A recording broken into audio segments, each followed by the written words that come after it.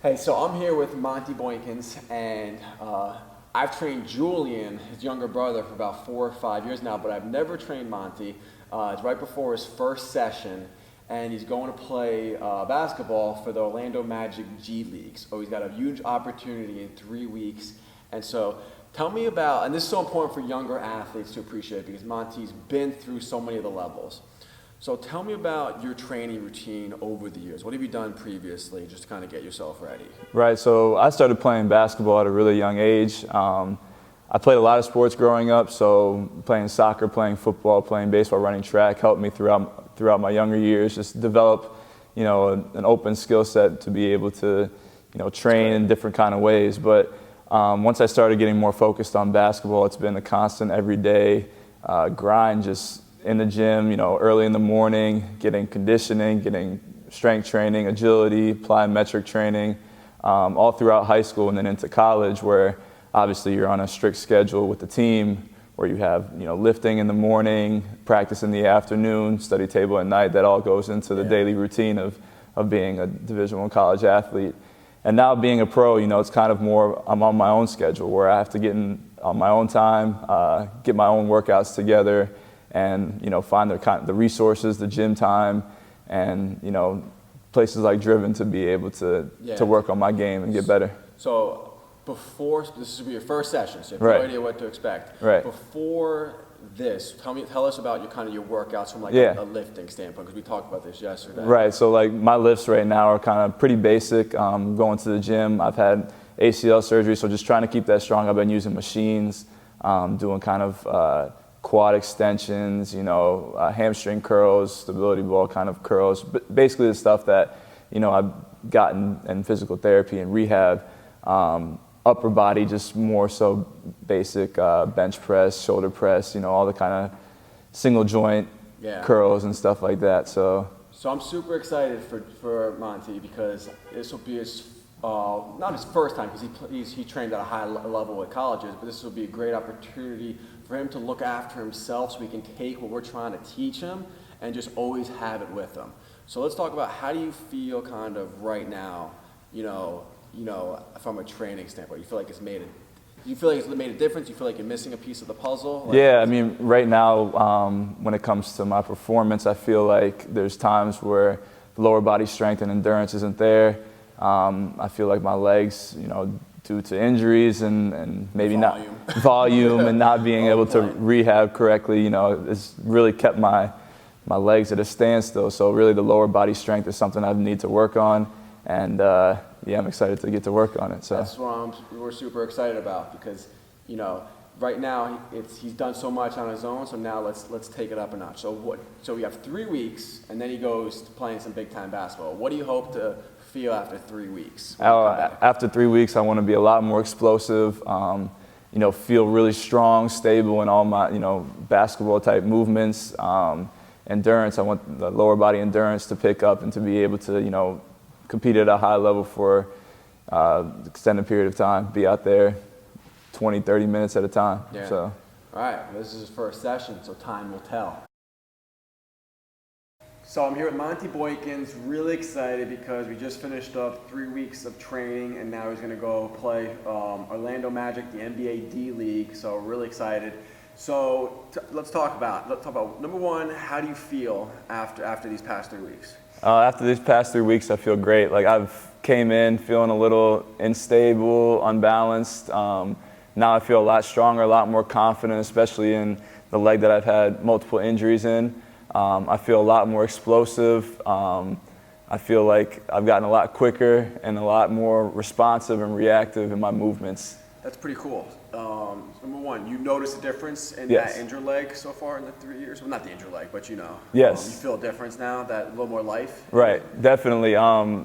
Before it used to be kind of not firing. I wouldn't get any kind of lift or any kind of burst out of that leg. Yeah. Now I'm feeling definitely a lot more confident pushing off of it. Feeling like I'm a step quicker and an inch higher jumping Nice. off of that one That's great. single leg. That's great.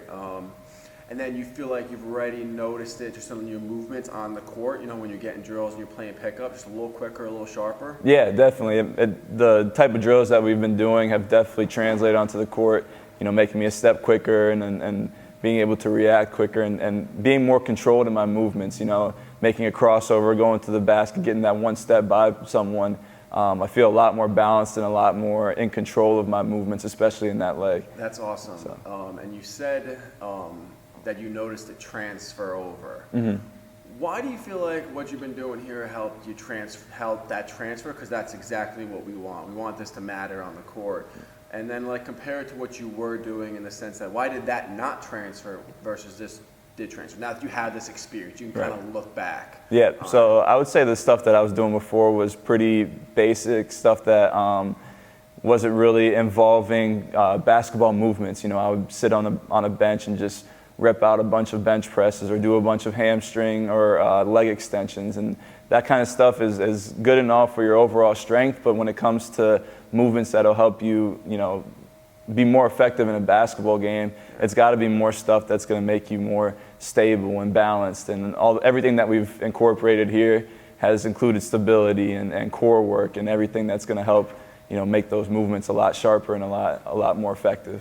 It's interesting because people ask me, they use that word balance a lot, like parents and kids when they come in, and I say to them, how to get balance is to get strong in the right ways. You don't anticipate doing a single leg squat improves your balance, but that's exactly what it does. Right, I felt that.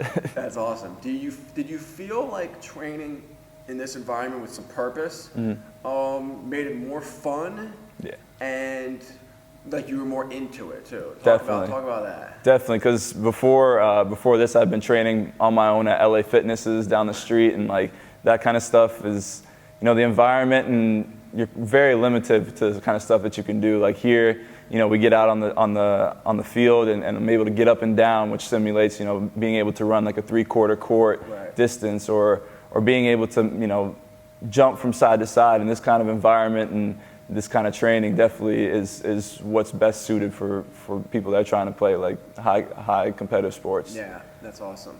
I'm glad you noticed all the pieces to the puzzle.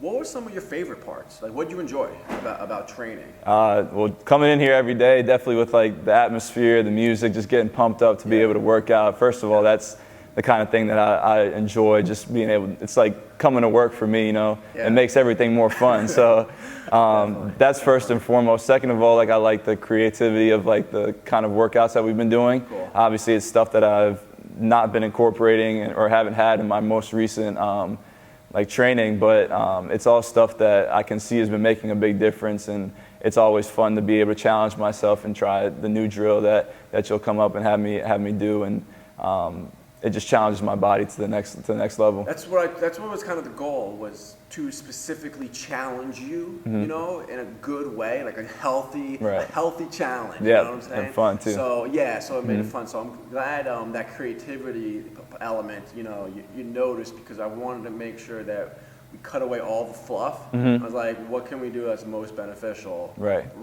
now? Right. Awesome.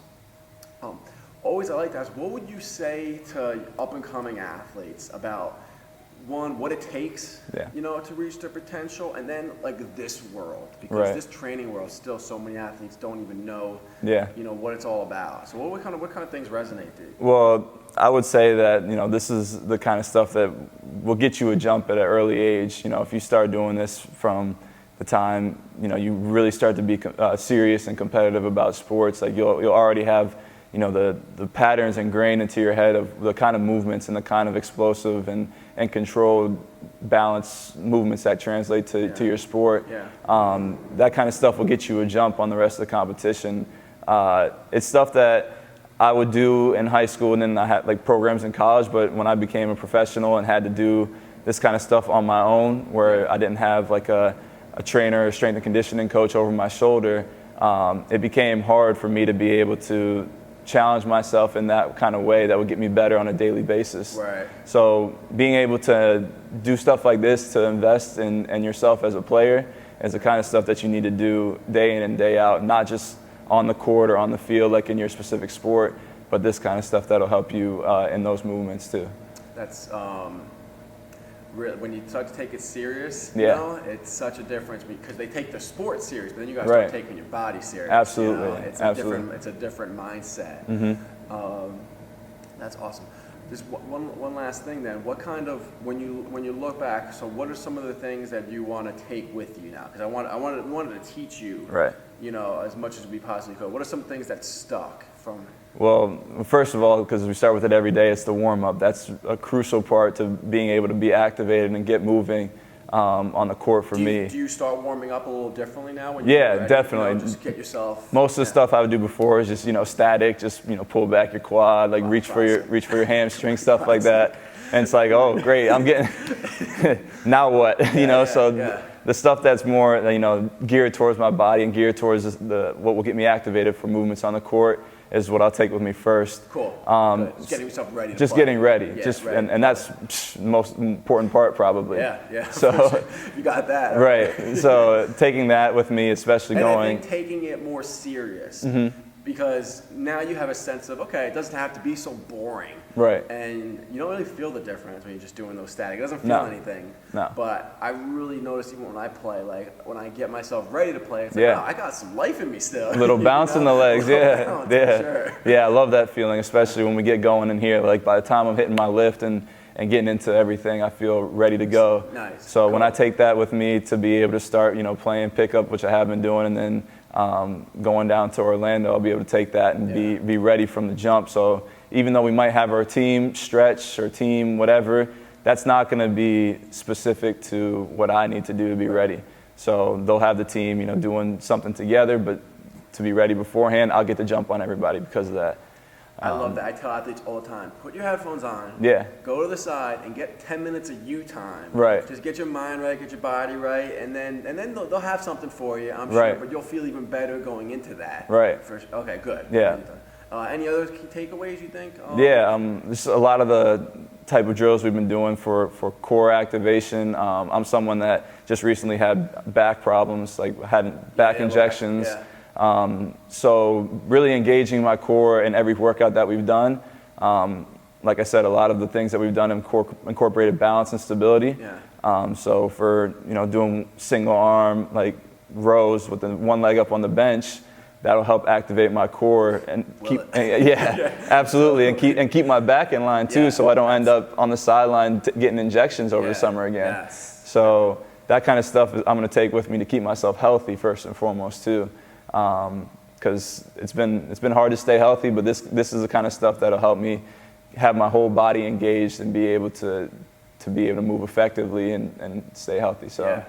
I'm glad that the core stuff also resonated because For sure. Because a lot of times we just do planks, side planks, and sit-ups, and Yeah. there's a whole nother world that helps your back. Right. Definitely, and you just feel good. Oh, yeah. And like you said, more solid. Yeah. And all that. Well, you, as Boykins, you brought it.